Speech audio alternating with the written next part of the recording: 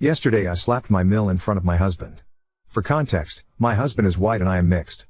My mom is Puerto Rican and my dad is white. My mom has very dark skin and my dad is pretty fair. I'm pretty white passing, which for those who don't know, means you can't really tell that I am Latina unless I tell you. A running family joke is that melanin skips a generation because my maternal grandpa is also very fair but my maternal great-grandma is very brown. With that out of the way, I'll get into my situation. I have been with my husband for 7 years, married for 5. We have a 3-year-old little girl who is the light of my life. When she was born, she had a head full of dark brown curls, dark brown eyes and a fairly olive complexion. She looks like me when I get tan. You can definitely tell she's part Latino. Despite knowing all this, my mill has gotten it into her head that my daughter isn't my husband's. She's been telling anyone who will listen that I must have had an affair because there's no way her son's child could be that color. Yeah. How nice. My mill has always been standoffish with me. She never made a big effort to get to know me and was always more polite than anything else. Mill has made some offhanded comments before about Latinos, but husband would brush them off because she's from another time. I wanted to write off her behavior as just her not being educated enough. I realize now that was my mistake because it gave her the okay to keep going. When husband and I heard from Sil that Mill was saying this, we invited her over to talk about this. I was really hoping we'd be able to fix this. However, what happened was my Mill going on a rant for like 15 minutes. It consisted of her outing herself as a racist. Saying she knew girls like me couldn't control themselves, that she knew from the start what would happen. Nerve, I had to pass my daughter off as her. Also some very colorful slurs. Husband and I were frozen in shock because she hadn't even stepped into the house and was just screeching on our doorstep. What snapped me out of it was when she started to insult my mom, saying she probably did the same to my dad. I don't know what came over me next. I've never hit someone before. But I ended up smacking her so hard her glasses fell off. That's what got my husband to start talking. Or rather yelling at his mother and me for acting this way while Mill started to wail. Yes. I shouldn't have hit her, I know. That's wrong. But hearing him imply I was in the wrong the same way Mill was made me more angry. I told him he's just as much a racist as his mom if he was trying to make me out to be as bad as her. I got my keys from inside the house while he was trying to calm his mom down and left. I drove to a hotel and spent the night there. Now it's the afternoon and I haven't left the hotel room since checking in. Husband and several other friends and family have been trying to reach me. I only replied to my Sil to tell her I'm safe at a hotel and asked her to not tell my husband what hotel I'm at. Guilt is starting to sink in and I'm questioning everything. Like, did I allow my Mill to do this? Did I showcase behavior that made her think I was cheating? Does husband think I cheated and that's why Mill has this in her head? And of course, should I be apologizing to husband for hitting Mill? I know violence is wrong and I hate making excuses, but I just couldn't handle someone talking about my family that way. So Redditors, should I be apologizing to my husband? How do we get through this? Any and all advice is appreciated. Update 1. I spent quite a bit reflecting and was able to get an emergency meeting with my therapist this morning. I only have my sister here as my parents moved back to Puerto Rico to be with my grandparents 5 years ago. Some questions I want to answer real quick. K, how old are we? My husband is 28 and I just celebrated my 30th birthday. We met when he was 21 and I was 23. Where was my daughter? I sent her to my sister's on Friday for a weekend sleepover with my sister's family. I picked her up Monday afternoon and we had a little mommy-daughter time going to her favorite place, Costco. Yes, my 3-year-old loves Costco. We got home around 7 after we had dinner. My husband was waiting and I told him we'd talk after kiddo went to bed. When she was for certain asleep, we sat and had a long conversation not just about the fight and his mother, but also race and culture. I saw how my family was treated based on skin color, and while my husband understands racism, he admitted to never really grasping the complexities, especially colorism. A lot of you jumped to me taking my daughter and leaving or telling me he'd leave me. Sorry to disappoint, but no, we're not getting a divorce or anything of the sort. He apologized to me for not standing up for me before and then, acknowledging he didn't want to think of his mother in a racist light. I also apologized for hitting her because in the end, no, it doesn't help us. He did forgive me and said if it wasn't his mom saying it, he'd probably slap them too. We will be going to a marriage counselor, we decided, hoping to find one that specializes in interracial marriage. Our daughter is going to face challenges in the future because of her race. It's sad to say, but unfortunately racism is still alive and we want to know how to protect her and uplift her so she does not feel ashamed of her heritage. We've made the decision to go NC with her and any people who try to bridge communication between us and her. She will have no contact with my daughter unless it's years down the road and she shows significant changes in her behavior. My husband will be driving to her house tomorrow to inform her of our decision. I'd consider a paternity test and DNA test, but only if Mill pays. I don't want to entertain this on my own dime. We've also decided to not make any public post regarding this. If people want to believe her story, that is on them, not us. My husband knows our baby is his. The irony is she looks more like him than me. Her curls are even from him. Update 2. Hello everyone.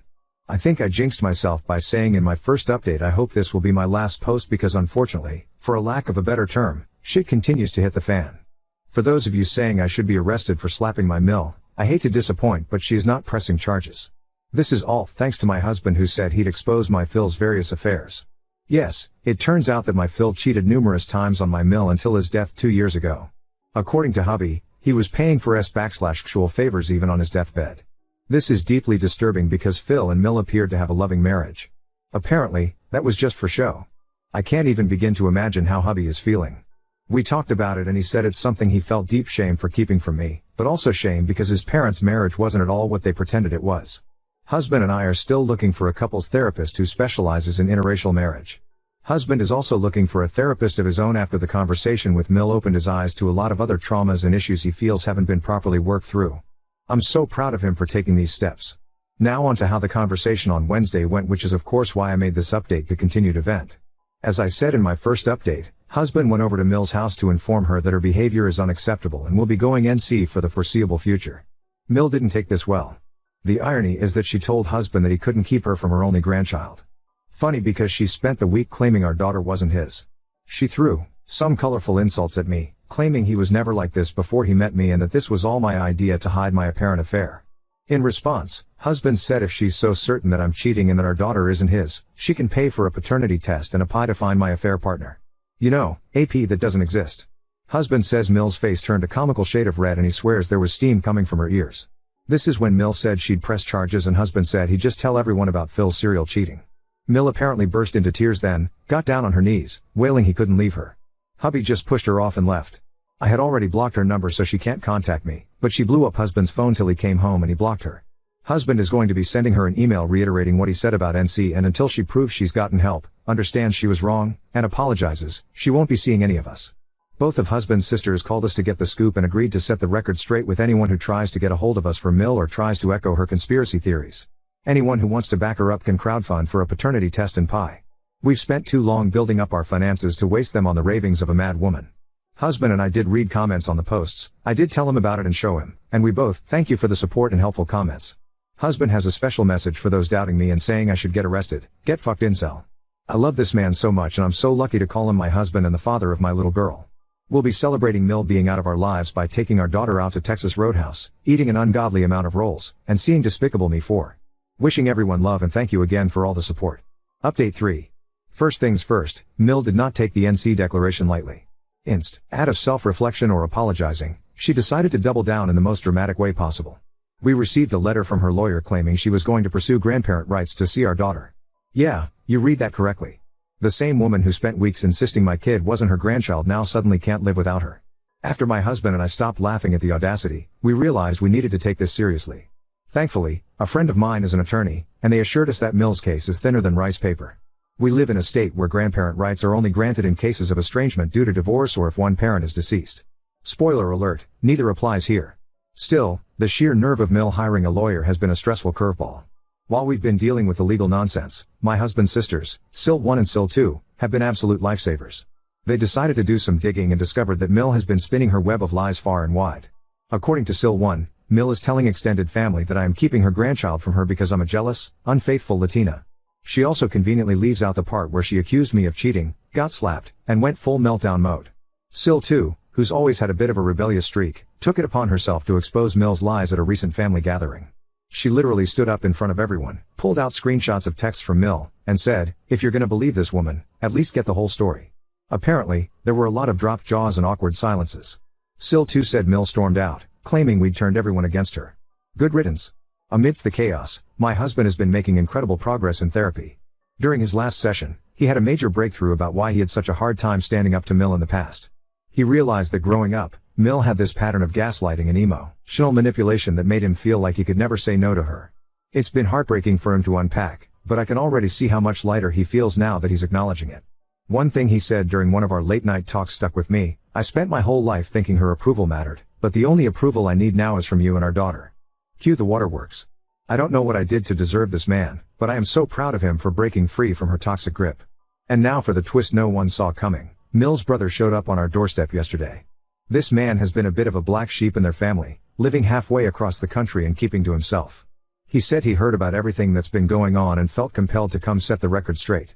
Apparently, Mill has always been, let's just say, problematic when it comes to race and class.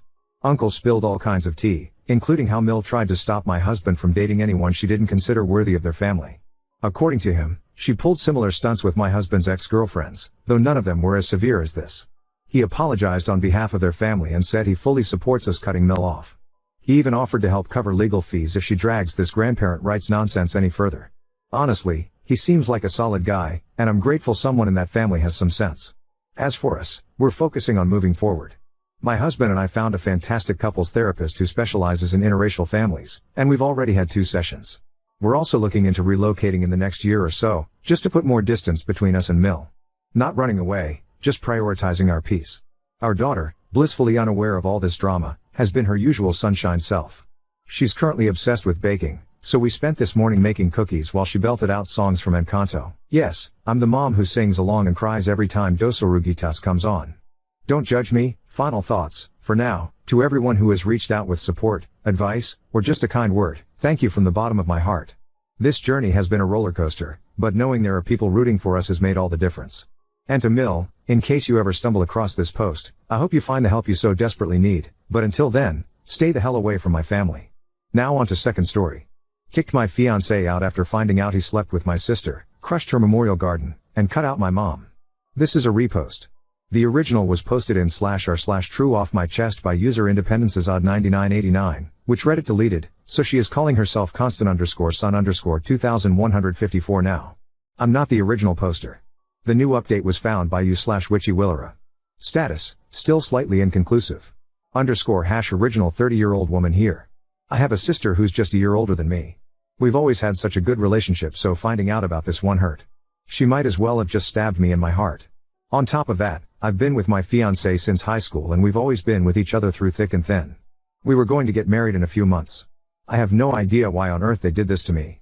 What's even worse was that our mom knew, and out of fear of getting involved, my sister apparently begged her not to say a word. She didn't tell me anything. Thankfully, my dad wasn't having it and he spilled the beans to me. I've never been so angry in my life. Not only did I kick my fiancé out and throw out his stuff, some of it in the trash, but I decided to hurt my sister in another way. Why not do the same for my fiancé? Simple, she's my sister. We've always had a good relationship until she decided to ruin it months before my big day, which I allowed her to be a bridesmaid in. You don't do that to anyone, let alone your sister.